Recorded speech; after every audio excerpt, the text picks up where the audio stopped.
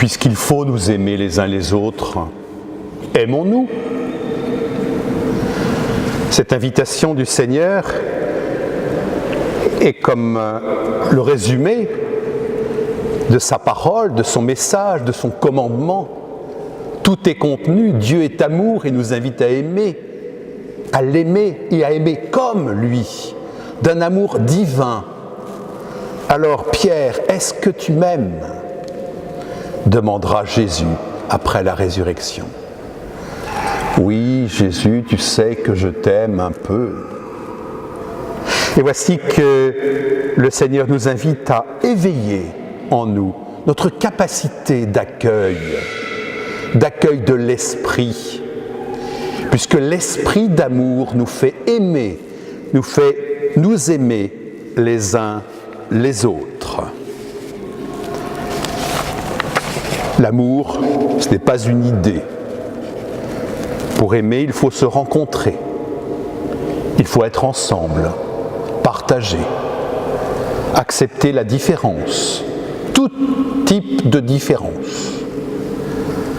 Et penser que quelque chose est possible.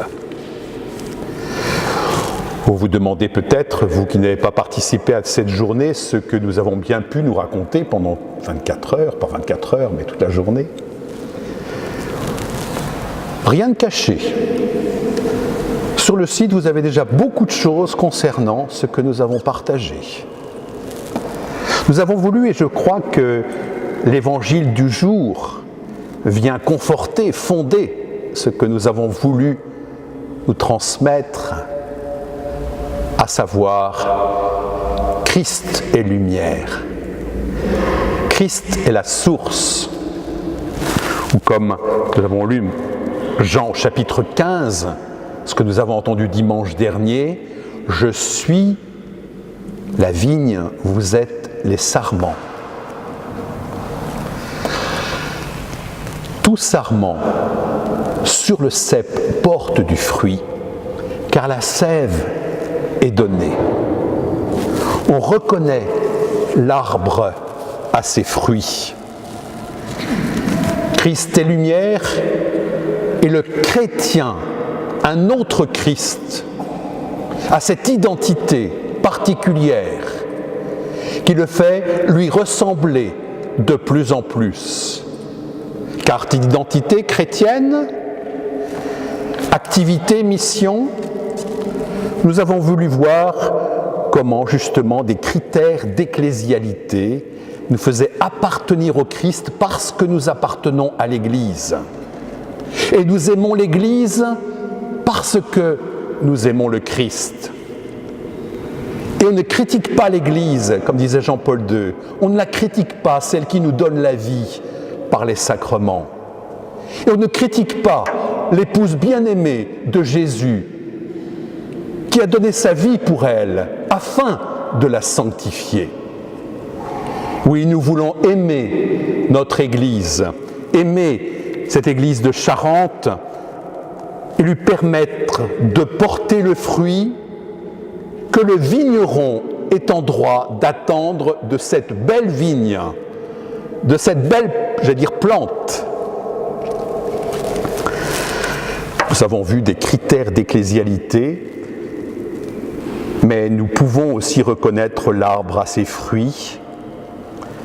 Et les critères fondamentaux que nous avons pu exposer trouvent une vérification dans les fruits concrets que Jean-Paul II a définis dans une lettre, Christi Fideles Laici, je les nomme rapidement, les fruits de l'attachement au Christ, qui nous permettent de vérifier que nous sommes chrétiens.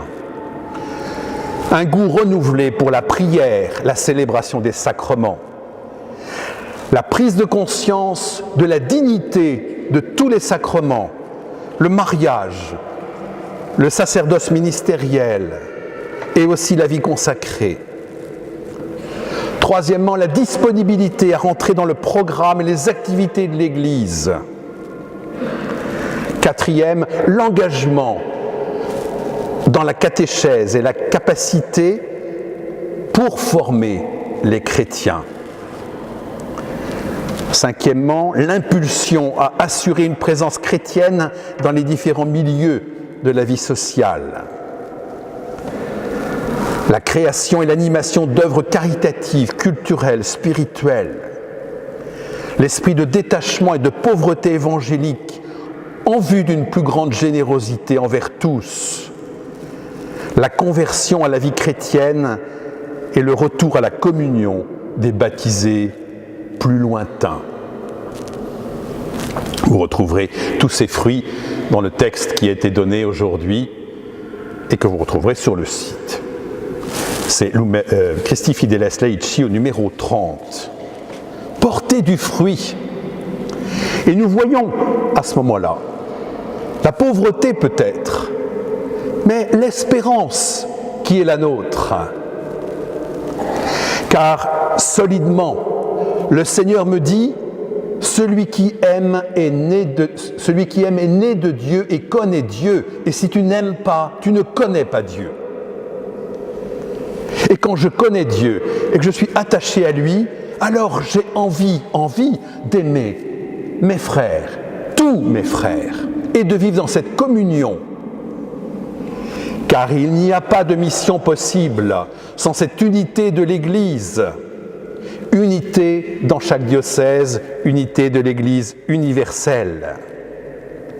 Sur le socle de la foi, de l'espérance et de la charité. Le CEP nous transmet ce don au jour de notre baptême. Oui, nous croyons, nous espérons et nous aimons.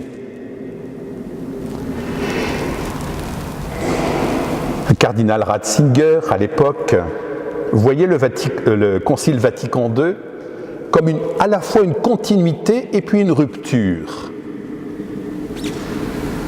Et puis il s'est repris quelques années plus tard en disant continuité, mais pas vraiment rupture, réforme, afin de mieux s'ajuster au monde d'aujourd'hui et aux appels de l'Esprit. Réformer pour être fidèle. Te rendons grâce, Seigneur, pour ton Église bien-aimée. Nous te bénissons pour le Concile Vatican II, qui nous appartient aujourd'hui de mettre en œuvre, afin que, oui, tu sois annoncé et annoncé au monde entier. Aimer, c'est aller dire à tous les hommes. C'est avoir cette parole, comme nous l'avons entendu dans la première lecture, parole de l'apôtre, parole de Pierre, enseignement indispensable, la parole de Dieu qui nous est confiée, qu'il nous faut partager, afin que le Christ se forme en nous, pour que nous devenions chrétiens. C'est le plus beau cadeau que nous puissions faire au monde d'aujourd'hui et à nos contemporains. Pierre a osé dire à Corneille tout ce qui était au fond de son cœur et le témoignage de tout ce qu'il avait vécu. Et Pierre parlait encore quand l'Esprit Saint descendit sur tous ceux qui écoutaient la parole. D'autres traductions disent « tomba ». Parce que Pierre parle, parce qu'il a l'audace de le dire, l'Esprit peut fuser, peut tomber. Et tout le monde est surpris de voir que l'Esprit Saint est donné sur toutes les nations et même les païens. En fait, ils demandent le baptême après, comme vous l'avez entendu. La preuve, c'est qu'ils ont été confirmés avant d'être baptisés. Ils ont reçu déjà l'Esprit, mais le baptême, qui change l'identité de la personne, est une nécessité et sacrement de l'initiation et de l'initiation chrétienne. Et on les entendait, dit le texte, parler en langue et chanter la grandeur de Dieu. Ce chant en langue, dans ce courant de grâce qu'est le renouveau, qui est une harmonie, nous avons chanté l'harmonie que nous espérons, Et quand l'Esprit Saint trouve une âme accueillante et une volonté prête à chanter, alors le chant personnel avec le chant du frère d'à côté donne cette harmonie qui est un signe d'unité. Don de l'Esprit Saint. Nous sommes dans le temps de l'Esprit Saint. Nous allons rentrer dans cette grande neuvaine d'accueil de l'Esprit Saint entre Ascension et Pentecôte. Préparer le cœur, c'est nous ouvrir à cette réalité d'un esprit qui veut faire des merveilles. Merveilles dans nos cœurs, merveilles dans nos paroisses, merveilles dans nos 5 doyennés, merveilles dans notre diocèse. Les orientations qui sont le fruit d'une réflexion de type synodal permettent de définir une vision commune. Maintenant, il faut vivre dans la communion avec ce qui a été promulgué, ce qui va être promulgué. Maintenant, il faut se sentir en communion avec les pasteurs, les doyens. Ce texte qui va se déployer, car le travail est à faire, car à cette vision diocésaine commune doit se décliner une vision par doyenné, par paroisse, un plan pastoral de doyenné qui sera appliqué dans chaque paroisse. Ainsi, nous pourrons rendre gloire à Dieu. C'est le devoir qui nous est donné, la mission qui nous est confiée.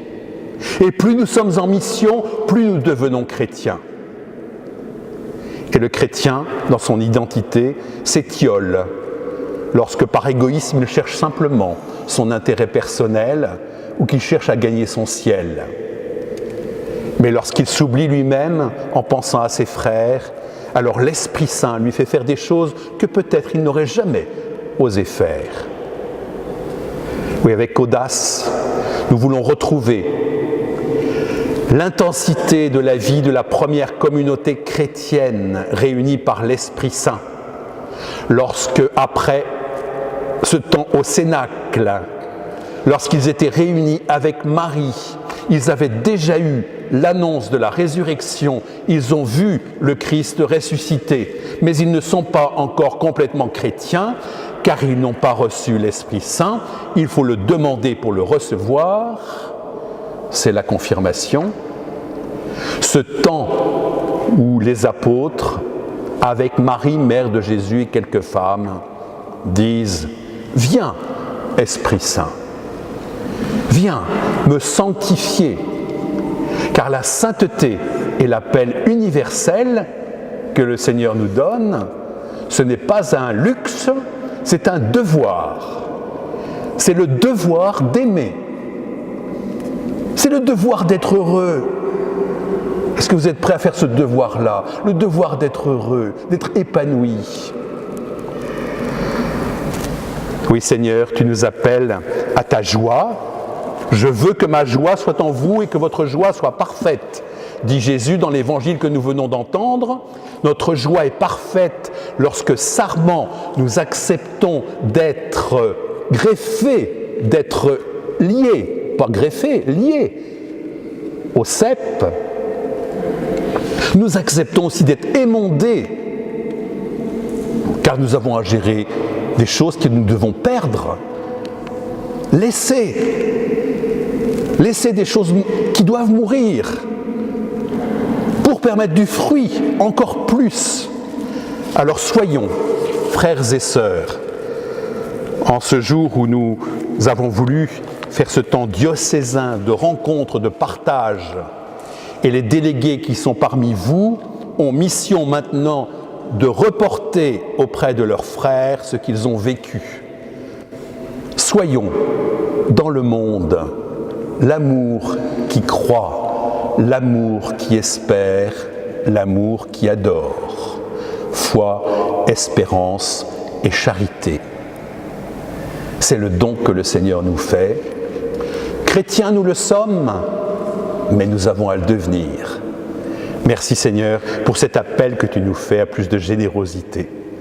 Et merci pour ce texte qui est bien sûr le fruit de notre réflexion, mais pas seulement. Nous espérons bien que ton Esprit Saint a parlé à travers nous et que tout cela c'est du papier. Si on ne trouve pas des chrétiens de Charente qui ont envie de s'engager à la suite du Christ et de connaître la joie parfaite. La lettre du pape d'il y a 15 jours. Réjouissez-vous, exultez. Chemin de sainteté. Merci Seigneur pour tout ce que nous vivons ensemble.